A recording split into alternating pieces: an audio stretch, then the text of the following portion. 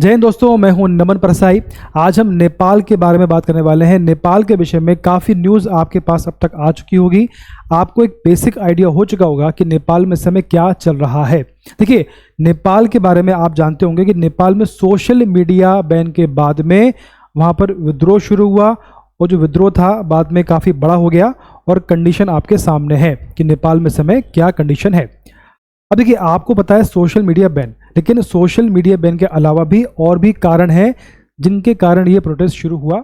सबको आज हम जानने का प्रयास करेंगे। तो बेसिकली आज हम पढ़ने वाले हैं कि नेपाल में प्रोटेस्ट क्यों शुरू हुआ, इतना बड़ा कैसे हुआ, सरकार ने सोशल मीडिया बैन क्यों किया, इसके पीछे क्या कारण था, सरकार जो है इनके संबंध यूएस, चाइना और भारत से कैसे हैं, वर्तमान में जो अंतरिम सरकार बनाई गई है वो किस किस की है और भविष्य में क्या क्या संभावना है, क्या क्या होने वाला, भारत पर इसका क्या असर पड़ेगा, सभी बातों पर आज हम बात करने वाले हैं विस्तार से। पूरा लेक्चर आपके काम का है, सभी को आपको सुनना, तभी आपको इसका बेनिफिट मिलेगा। और नेपाल जो है आपका पड़ोसी देश है, पड़ोसी मुल्क है, तो उसके बारे में आपको जानकारी होना चाहिए। शुरुआत करते हैं। देखिए, नेपाल में इस समय क्या चल रहा है, पिक्चर आपके सामने है। जनता सड़कों पर है, कई सारी उनकी डिमांड है। जैसे इस पर लिखा, देखिए आपने लिखा होगा यहाँ पे करप्शन एंड नेपोटिज्म। तो करप्शन नेपोटिज्म के खिलाफ भी जनता सड़कों पर। नो मोर नेपो बेबीज, है ना।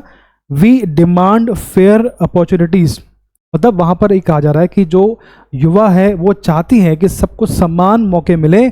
सोशल मीडिया बैन साइलेंस अवर वॉइसेस, मतलब सोशल मीडिया बैन के माध्यम से हमारी आवाज़ को दबाया जा रहा है। और लिखा है एंड करप्शन एंड नेपोटिज्म। तो बेसिकली बहुत सारे कारण हैं, सबको समझने का प्रयास हमें करना है। ठीक है, चलिए।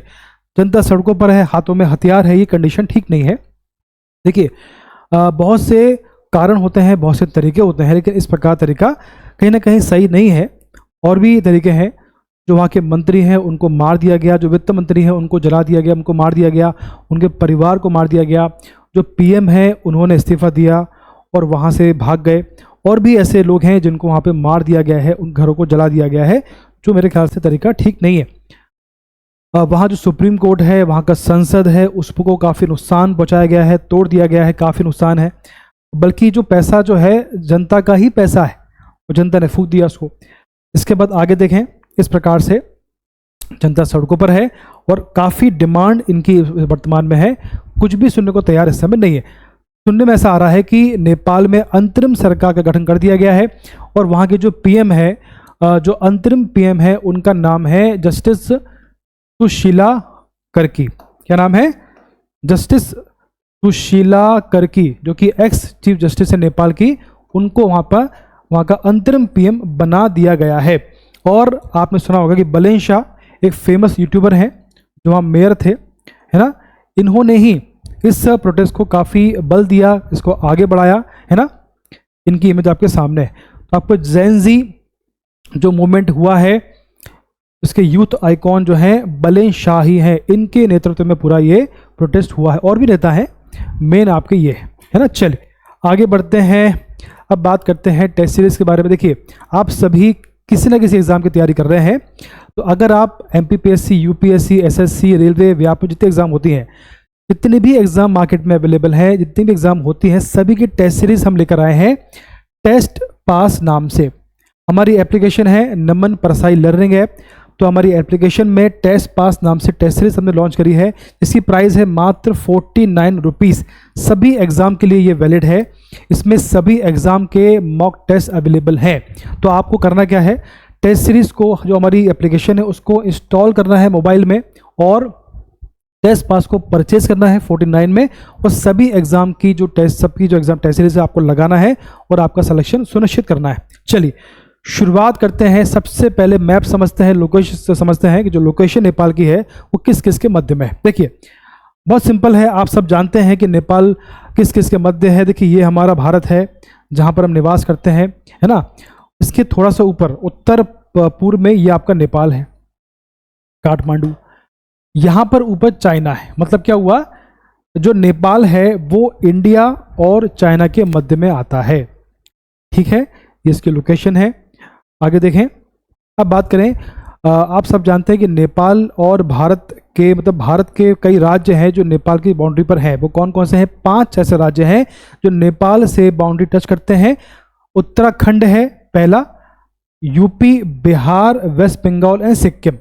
5 राज्य हैं जो नेपाल के साथ अपनी सीमा शेयर करते हैं, अपनी बाउंड्री शेयर करते हैं। ये क्वेश्चन एग्जाम में आता है, तो आपको चूंकि नेपाल इस समय काफ़ी टॉपिक चर्चा में है, तो क्वेश्चन यहाँ से बनने की संभावना है।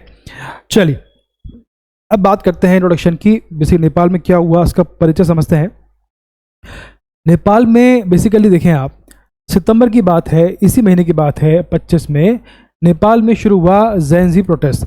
अब ये जेन-ज़ी जो शब्द बार बार आपके सामने आ रहा है, ये बेसिकली है क्या? देखिए, जिनका जन्म 1997 से 2012 के मध्य में हुआ है, यानी जिनकी एज 13 से 28 साल है, उनको बोला गया है जेन-ज़ी, है ना, उनको बोलते हैं जेन-ज़ी, जेन-ज़ी। क्लियर है बात? 97-12 के मध्य में हुआ, तो 13 से 28 साल की उनकी एज होगी। लॉजिकल है, कॉमन सेंस की बात है, ठीक। तो इनके इस के मध्य में जो लोग आते हैं उनको जेन-ज़ी कहा गया है। इतना क्लियर है? तो जो प्रोटेस्ट है वो जेन-ज़ी के द्वारा ही किया गया है, ठीक। तो बेसिकली नेपाल में शुरू हुआ जेन-ज़ी प्रोटेस्ट। क्लियर है? अब देखिए लीड की बात करें, किसने इनको लीड किया? तो अभी देखा हमने कि पिक्चर में सभी युवा थे, तो युवा और छात्र वर्ग उन्होंने इसकी शुरुआत करी है। उन्होंने सड़कों पर उतरकर अपनी डिमांड रखी है और उसको पूरा करवा भी लिया है। मेन कारण की हम बात करेंगे, बहुत सारे मेन कारण हैं।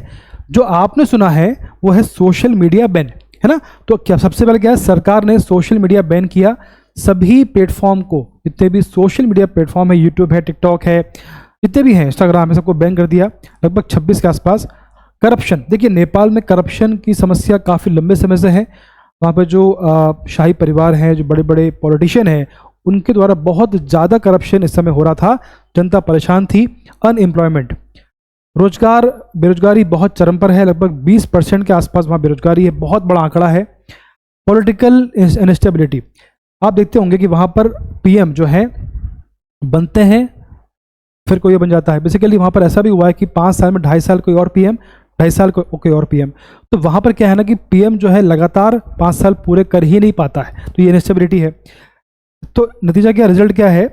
पीएम केपी शर्मा ओली ने इस्तीफा दे दिया है। इतना बड़ा प्रोटेस्ट हुआ तो केपी शर्मा ओली को लगा कि मैं शायद जीवित भी नहीं रह पाऊंगा, तो बचने के लिए उन्होंने इस्तीफा दिया और नेपाल से भाग गए, है ना। ये आपको पता होगा, ये काफ़ी फेमस हुआ। अब बात करते हैं मेजर कॉजेस ऑफ प्रोटेस्ट, है ना। मुख्य कारण, ये जो प्रोटेस्ट हुआ है इसका पीछे क्या मुख्य कारण है, उनको समझने का प्रयास करते हैं। सबसे पहला तो आप जान चुके हैं सोशल मीडिया बैन, जो सभी जानते हैं कि भैया सोशल मीडिया में 26 प्लेटफॉर्म्स को बैन किया गया। उसके कारण जनता जो है लगभग 20 मिलियन 2 करोड़ के आसपास वो जो उसके यूजर्स हैं वो अफेक्ट हुए। बेसिकली जो आपका सोशल मीडिया है उससे टाइम पास नहीं है, वहाँ पे ऐसे बहुत से लोग हैं जो इसके माध्यम से कमाते भी हैं, उनकी अर्निंग भी होती है। भारत में कई लोग हैं, तो बेसिकली उनकी इनकम को आपने बंद कर दिया। जो उनका वो था करप्शन, देखिए नेपाल में करप्शन बहुत बड़ी समस्या है, बहुत बड़े बड़े करप्शन हुआ, आगे समझेंगे हम लोग। तो करप्शन से जनता त्रस्त हुई, परेशान हुई। हाई प्रोफाइल स्कैम सामने आए, गवर्नमेंट के सरकार पर ट्रस्ट कम हुआ, इससे भी ये हुआ है। अनएम्प्लॉयमेंट, बेरोजगारी वर्तमान में 20% के आसपास है। अगला है इकोनॉमी, देखिए डिपेंडेंस ऑन रेमिटेंस 33%। बेसिकली क्या है कि वहाँ के जो लोग हैं, युवा हैं, वो भारत में आते हैं, काम करते हैं और पैसा भेजते हैं नेपाल को। तो इस प्रकार से ये जो चलता है 33% जो है रेमिटेंस का है, यानी वहाँ के लोग कहीं और काम करते हैं और पैसा भेजते हैं नेपाल में, इसको बोलते हैं रेमिटेंस। क्लियर है? 33% यहाँ से आता है जीडीपी का। अगला है पॉलिटिकल इनस्टेबिलिटी, बार बार सरकार बदलना वीक गवर्नेंस को दर्शाता है। इससे कोई भी पॉलिसी लगातार चल नहीं पाती, देश का विकास हो नहीं पाता, जो देश की बड़ी बड़ी समस्या हैं उनका समाधान निकल नहीं पाता, क्योंकि सरकार लंबी चल ही नहीं पाती है, स्थिरता बिल्कुल भी नहीं है। अब अगला है why Nepal banned social media. देखिए इसके कई सारे कारण हैं। पहला आपके सामने है कि भैया miss information and fake news को रोकने के लिए। दूसरा है साइबर क्राइम को कम करने के लिए। 24 में लगभग 28% मामले बढ़ गए थे फ्रॉड केस के, तो सरकार ने इसलिए इसको बैन किया। और इसके बाद violation of new government policy rules, basically सरकार ने सोशल मीडिया के लिए कुछ रूल्स बनाए थे कि आपको ये रूल्स फॉलो करने होंगे अगर आपको नेपाल में आना है तो, नेपाल में काम करना है तो किसी भी प्लेटफॉर्म ने शर्त नहीं मानी, तो इसलिए सरकार ने इनको बैन किया। हालांकि बाद में सरकार ने इनका जो बैन था इसको हटा लिया था। नेशनल सिक्योरिटी कंसर्न्स को लेकर बैन किया। हेट स्पीच एंड क्रिटिसिज्म, है ना, जो यूथ में यूथ मेम्स टिकटॉक कैंपेन्स के द्वारा जो सरकार के द्वारा जो हेट स्पीच बढ़ रही थी तो उसको रोकने के लिए सरकार ने किया।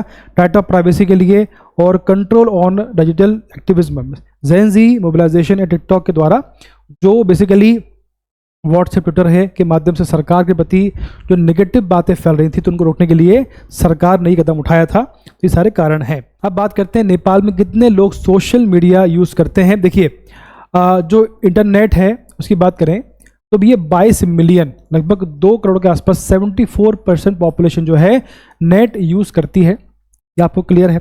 उसमें से सोशल मीडिया प्लेटफॉर्म की जो बात करें तो लगभग 20 मिलियन ना 2 करोड़ के आसपास लगभग 65% लोग जो है पॉपुलेशन का सोशल मीडिया इस समय यूज़ कर रहे हैं। अब बात करें पॉपुलर, है ना, काम कौन से हैं। फेसबुक वहाँ फेमस है, फेसबुक है, टिकटॉक है, यूट्यूब है और इंस्टाग्राम वहाँ पर फेमस है। जैसे भारत में इम्पैक्ट की बात करें तो मोस्टली यूथ जो है 18 से 30 वर्ष की है जो इससे प्रभावित हुई है, जो सड़कों पर इस समय है। बात क्लियर है। चलिए अब बात करते हैं करप्शन की जो बात सामने आई। करप्शन बहुत सारे केस हैं, सबकी बात करना पॉसिबल नहीं है, तो कुछ मेन फेमस हुए थे उनकी बात करते हैं। जैसे देखिए आप 21 में घोटाला हुआ था गिरी बंधु भूमि स्वय घोटाला हुआ था 54,600 करोड़ का, बहुत बड़ा आंकड़ा है ये। 23 में हुआ था ओरिएंटल कॉर्पोरेटिव घोटाला 13,600 करोड़ का हुआ था। इसके बाद में देखें आप 24 की बात हम करें जो अभी फ्रेश मामला है, कॉर्पोरेटिव घोटाला हुआ था 69,600 करोड़ का। और कोरोना काल में भी काफ़ी घोटाले हुए थे, कोरोना में काफ़ी घोटाले हुए जिनका आंकड़ा काफ़ी बड़ा है। ठीक है, तो काफ़ी करप्शन हुए सरकार के द्वारा, जो नेपोक्रेट्स है उनके द्वारा, तो काफ़ी जो है करप्शन के कारण जनता जो है परेशान हो गई थी और उनका फ्रस्ट्रेशन सड़कों पर इस समय है। अब बात करते हैं कि नेपाल के चाइना, यूएस और भारत से कैसे संबंध है, किस प्रकार के इनके रिलेशन हैं। ठीक है, सबसे पहले बात करेंगे चीन की भूमिका नेपाल में क्या रही। देखिए क्या है, बेसिकली नेपाल जो है part of BRI belt and road initiative, इसके माध्यम से जो चाइना है वो नेपाल में नेपाल का जो इंफ्रास्ट्रक्चर है उसको डेवलप करेगा। नेपाल में जो सड़क है, ब्रिज है, बिजली है, इस पर काम करेगा और नेपाल का विकास करेगा। लेकिन जनता इससे परेशान है, जनता इससे नाराज़ है। जो नेपाल की पॉपुलेशन का मानना है कि इससे चाइना का जो इंटरफेरेंस है वो काफ़ी बढ़ता चला जाएगा और कहीं ना कहीं नेपाल वर्तमान में भविष्य में चाइना का पार्ट बन जाएगा, जो कि नेपाल को किसी भी प्रकार में एक्सेप्टेबल नहीं है। क्लियर है, तो इसका विरोध है BRI का। इसके बाद में ओली गवर्नमेंट जो है वो चाइना फ्रेंडली है, वो चाइना समर्थक है। अभी हुआ ये था कि जो ओली हैं वो चाइना से आए थे और भारत आने वाले थे, इंडिया आने वाले थे। तो इससे जनता नाराज़ हुई कि आप बार बार चाइना जाते हो, चाइना से बहुत से हेल्प लेके आते हो। इससे जो चाइना है उसका इंटरफेरेंस नेपाल में बढ़ता जा रहा था।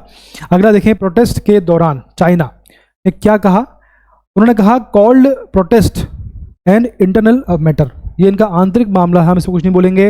अगला है कि ये supported stability and opposed foreign interference, बल्कि खुद का जो इंटरफेरेंस ज़्यादा है उसके बाद भी ऐसी बातें बोल रहा है। चाइना का बहुत जो चरित्र है काफ़ी दोहरा चरित्र है, चाहे भारत हो या किसी भी देश हो, चाइना कभी किसी का सगा नहीं हुआ। अब है देखिए USA रूल्स, अमेरिका की भूमिका इस प्रोटेस्ट में। देखिए जो USA है support for democracy and human rights, ऐसा कहा जा रहा है कि जो प्रोटेस्ट हुआ है इसमें USA का बहुत बड़ा हाथ है, ऐसी बातें सामने आई हैं। ठीक, तो डेमोक्रेसी और ह्यूमन राइट्स को सपोर्ट कर रहे हैं।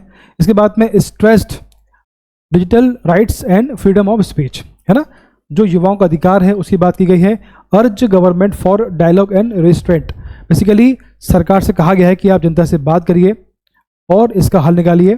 पॉलिसी की बात करें तो उन्होंने कहा है कि maintain balance between India and China, चूँकि आप इंडिया और चाइना के मध्य में, तो आपको उनके मध्य में बैलेंस करना पड़ेगा पॉलिसीज़ में कि दोनों देश आपसे खुश रहें और आप अगर आपको साउथ में अपना जो है बैलेंस करना है तो।